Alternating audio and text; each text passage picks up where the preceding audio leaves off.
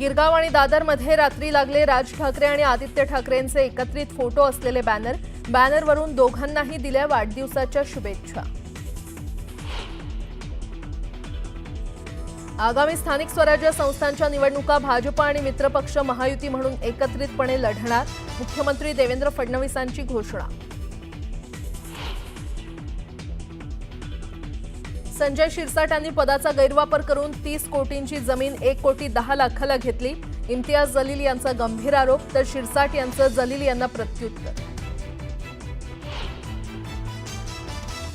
अमरावतीत बच्चू कडूंचा अन्नत्याग आंदोलनाचा आज 5वा दिवस। शेतकऱ्यांना सरसकट कर्जमाफी देण्याच्या मागणीसाठी बच्चू कडू आपल्या मागण्यांवर ठाम। मराठा समाजाला हायकोर्टाचा मोठा दिलासा, आरक्षणाला स्थगिती न दिल्यानं गेल्या वर्षीप्रमाणेच शैक्षणिक प्रवेश सुरू राहणार, पुढील सुनावणी 18 आणि 19 जुलैला। निवृत्त शासकीय निमशासकीय कर्मचाऱ्यांसाठी आनंदाची बातमी, निवृत्त कर्मचाऱ्यांची कंत्राटी पद्धतीनं भरती 65 वर्षांपर्यंत करता येणार का? ऑपरेशन सिंदूर म्हणजे लहान मुलांच्या कम्प्युटरवरचा गेम खेळला गेला असं वक्तव्य काँग्रेसचे नेते नाना पटोले यांनी केलंय। भारतानं आधीच कल्पना दिल्यानं पाकनं माणसं हटवली असा आरोपही काँग्रेस नेते नाना पटोले यांनी केलाय। व्यापारासाठी ट्रम्प यांच्या सांगण्यावरून ऑपरेशन सिंदूर थांबवलं असा आरोपही पटोले यांनी केलाय।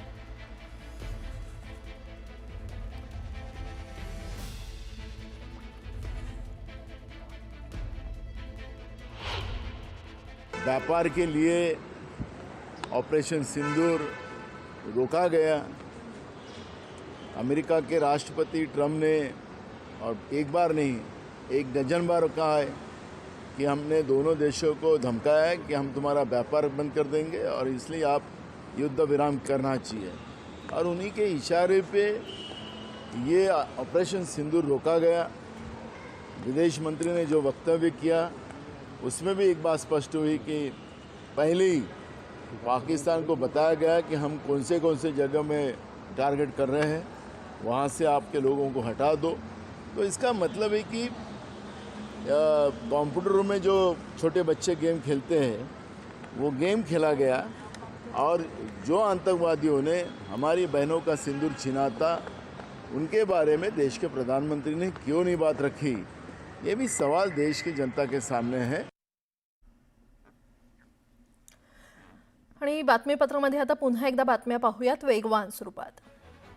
महाराष्ट्र राज्य माध्यमिक आणि उच्च माध्यमिक शिक्षण मंडळाच्या 10वी-12वीच्या जून-जुलैमध्ये होणाऱ्या पुरवणी परीक्षेची प्रवेशपत्र उपलब्ध होणार आहेत। ही प्रवेशपत्र ऑनलाईन पद्धतीने मंडळाच्या या संकेतस्थळावर गुरुवारपासून उपलब्ध होतील।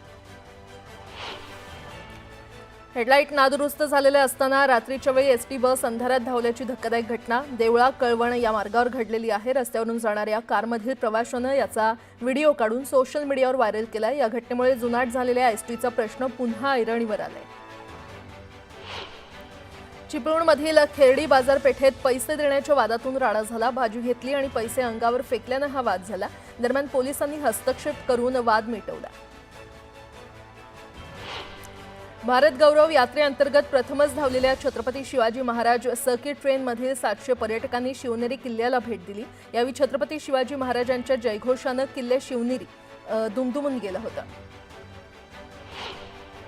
पालखी सोहळ्यात वारकऱ्यांची पावसामुळे गैरसोय टाळण्यासाठी यंदा पहिल्यांदाच जर्मन हँगर उभा करण्यात येणार आहे। पालखी मार्गावर 12 ठिकाणी हे मंडप असतील। यासह स्वच्छता, तात्पुरते स्वच्छतागृह, आरोग्य सुविधा, हिरकणी कक्षाची व्यवस्था केलेली आहे।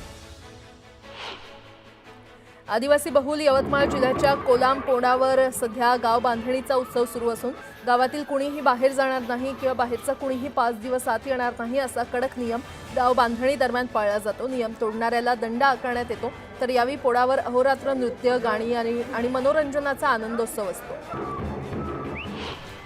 वैष्णवी हगवणे मृत्यू प्रकरणातील आरोपी पती शशांक हगवणे आणि निलेश चव्हाण या दोघांना वेगवेगळ्या प्रकरणात न्यायालयानं 14 जूनपर्यंत पोलीस कोठडी सुनावली आहे। हे दोघे येरवडा कारागृहात आहेत।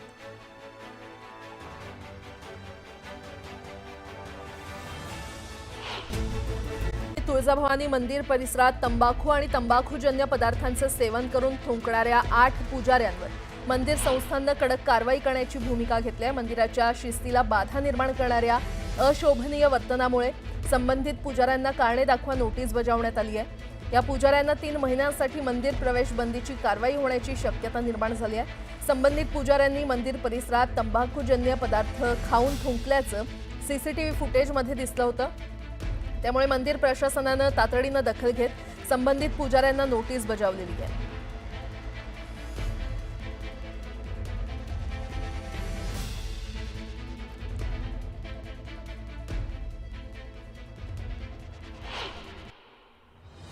जळगाव जिल्ह्यात अनेक ठिकाणी मुसळधार पावसानं हजेरी लावली आहे। पावसामुळे केळीच्या बागांना फटका बसण्याची शक्यता आहे आणि त्यामुळे शेतकरी हवालदिल झाला आहे। जालना जिल्ह्यात महिला आणि बाल रुग्णालयात जन्म प्रमाणपत्र घोटाळा झाल्याचा आरोप किरीट सोमय्या यांनी केला। या घोटाळ्याबाबत तक्रार करत किरीट सोमय्या यांनी पोलीस ठाण्यात तक्रार दाखल केली आहे।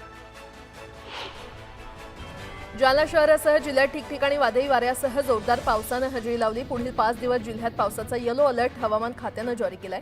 त्यानुसार आज जिल्ह्यामध्ये सकाळपासून ढगाळ वातावरण पाहायला मिळेल। वाशिम जिल्ह्यामध्ये रिठद, आसेगाव, किमखेड आणि मुंगा यासह अनेक ठिकाणी वादळी वाऱ्यासह जोरदार पाऊस पडला। या पावसामुळे शेतकऱ्यांमध्ये आनंदाचं वातावरण आहे। अकोल्यातील बाळापूर शहरात मुसळधार पाऊस झालाय। जोरदार पावसामुळे शहरातील रस्ते पाण्याखाली गेलेत। अनेक ठिकाणी झाडं उन्मळून पडली आहेत। जनशक्ती शेतकरी संघटना जलसंधारण कार्यालयाविरोधात आक्रमक झाली आहे। पाझर तलावाची बोगस बिलं काढल्याचा आरोप करण्यात आलाय। यावेळी जलसंधारण कार्यालयाला काळे फासत कारवाईची मागणी केली आहे। कारवाई न केल्यास मंत्रालयावर मोर्चा काढण्याचा इशारा देण्यात आलाय। नांदेडमध्ये कारखान्याचे पैसे थकवल्यानं साखर सहसंचालक कार्यालयात शेतकऱ्यांनी ठिय्या आंदोलन केलं। तातडीनं थकीत पैसे देण्याची मागणी शेतकऱ्यांनी केली। रायगडच्या मुरुडमधील एका शासकीय कर्मचारी महिलेनं जिल्हाधिकारी कार्यालयासमोर 2 दिवसांपासून आमरण उपोषण सुरू केलंय। कोणतीही चौकशी न करता बिनबुडाचे आरोप केल्याचं म्हणत तिनं आमरण उपोषण सुरू केलंय। पेपराच्या रद्दीसोबत आलेले तब्बल 9.5 तोळं सोनं एका भंगार गोळा करणाऱ्यानं मालकाला परत करून प्रामाणिकतेचं उदाहरण दिलंय। त्यामुळे नंदुरबार जिल्ह्यातल्या शहादा शहराला भंगार गोळा करणारा अमीन शेख सध्या चर्चेचा विषय ठरलाय।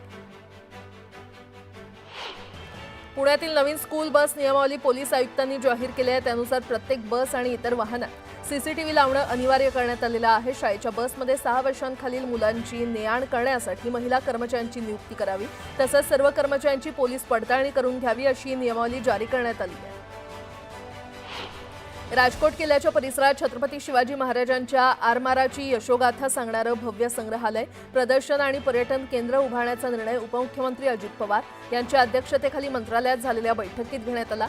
छत्रपती शिवाजी महाराज यांनी देशातलं पहिलं आरमार स्थापन करून दाखवलेली दूरदृष्टी सर्वांना कळावी यासाठी हे संग्रहालय उभारण्यात येणार आहे। आणि आता आणखीन एक मोठी बातमी समोर येते। प्रहार संघटनेचे अध्यक्ष बच्चू कडू यांनी शेतकऱ्यांच्या प्रश्नांवरून उपोषण सुरू केलंय। बच्चू कडूंच्या उपोषणावरून राधाकृष्ण विखे पाटलांनी खोचक टोला लगावलाय। कदाचित विधानसभेतल्या पराभवाचं शल्य असेल असं म्हणत विखेंनी कडूंवर हल्लाबोल केलाय।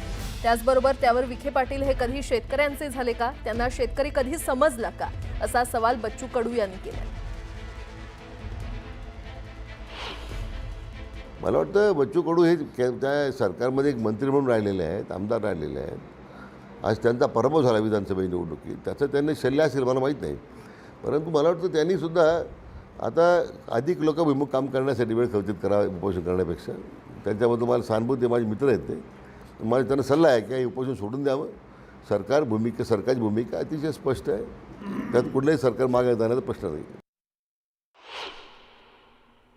राधाकृष्ण विखे पाटील हे कधी शेतकऱ्याचे झाले का हो? यांना शेतकरी म्हणून समजलं का? कधी एक दिवसाचं आंदोलन तरी त्यांनी केलं का?